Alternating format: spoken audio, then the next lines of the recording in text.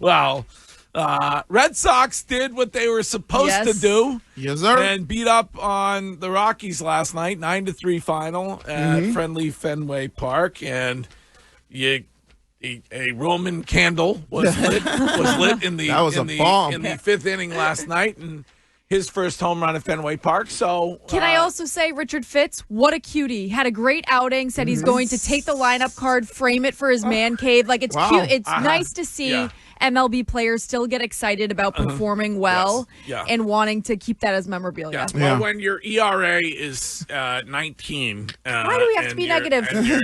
That's he had a good outing. You want to save that lineup yes. card. But, yeah, I mean, if you can cobble together, there's no concern whatsoever about Garrett Crochet. And I guess no concern about Lucas Giolito. But I don't have a concern over Brian Bayo. I think you have three guys that... And then you can cobble the rest together. Yeah. And not be in full panic mode when Dick Fitz is out there. Then maybe, just maybe...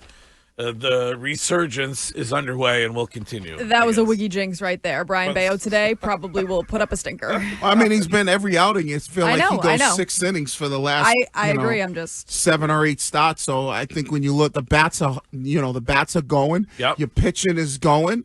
And if you continue to do that, it seems like they'll be right in a position come trade deadline where the expectation is you get some help. The only concern I have is that the whispers about Jarren Duran are getting louder and louder and louder. And maybe I'm misjudging the affection that Red Sox fans feel for him, and maybe.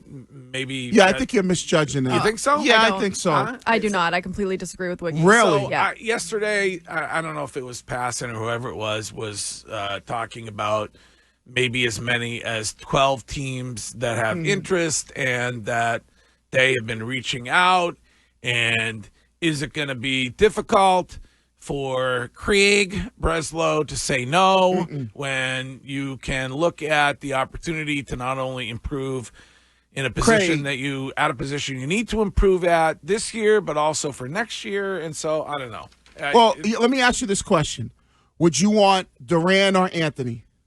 I would want Roman Anthony, I think, for the future. Let me ask you another question. Ceddanne Rafaela or Duran? I mean, it's a toss-up between those two guys in my mind. See, I don't think so. I think Ceddanne Rafaela is a far better fielder. One was an all-star last year. Right, last year. So, yeah, no, I understand that Duran is off a little bit this season, but and Rafaela is hitting the cover off the ball right now. 3 homers in 3 straight games. Sean, would you prefer Rafaela to Duran? No, I mean, I think long term Duran is the better player, but you're also going to get a higher return for Duran. So if you're looking to flip a player for another starting pitcher or another, say, a big bat at first base, Duran's probably the guy that's going to get traded. Especially the way Willier came back from his injury. Like I said, Ceddanne's tearing the cover off the ball. Plus, as Wiggy pointed out, one of the best defensive center fielders in the game right now.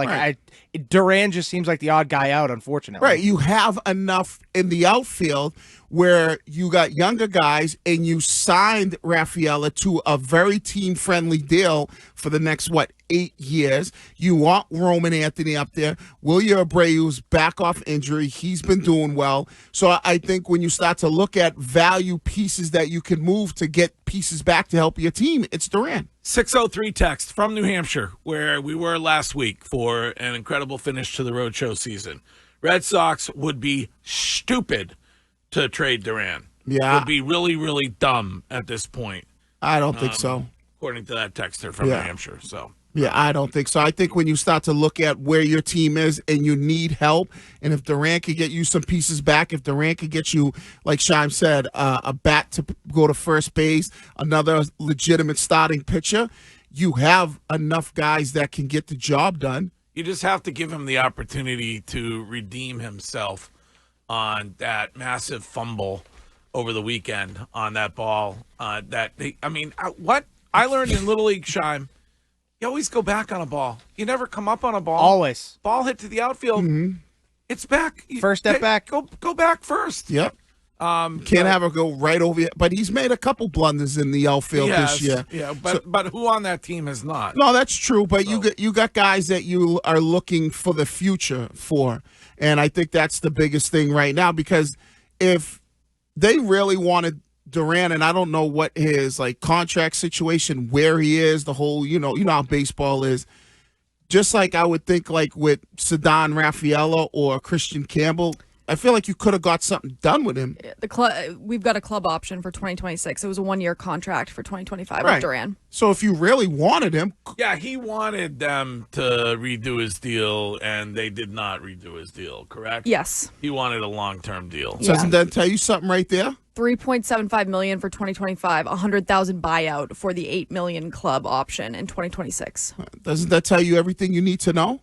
If they really felt like Duran was going to be a big part of this team moving forward. But to Greg's point, who Jarren Duran was when the Red Sox made that deal is a different Jarren Duran than we have now when it comes to fans and the fans' feelings. No, but I'm talking about, when did he sign the deal? It was the beginning of this season? Yeah. Okay, so last year he had an unbelievable year. They knew who Jarren Duran was. I'm saying heart-wise. Like Greg's talking about fandom surrounding Jarren Duran. The fandom surrounding Jarren Duran is through the roof right now when it comes to Red Sox fans. So yeah, but if the fans care about winning, that's all it is. I mean, the fandom was through the roof for Devers, and then guess what? They shipped him out of here.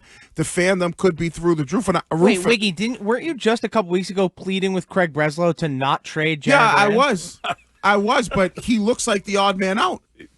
Doesn't he? That is the legendary Wiggins flip-flop. No, I wouldn't trade him. In front of your eyes. I wouldn't trade him. Right. But you think they will. Yeah, I think they're going to trade him. Yeah. And all these roads lead to that. Yeah.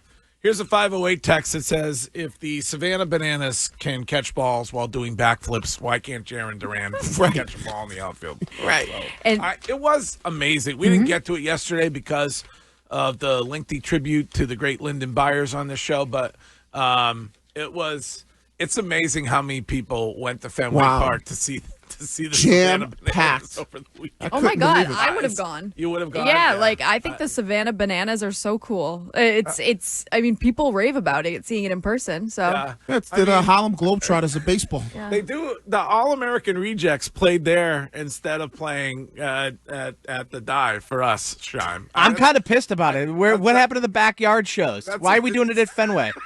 That's a failure on your part.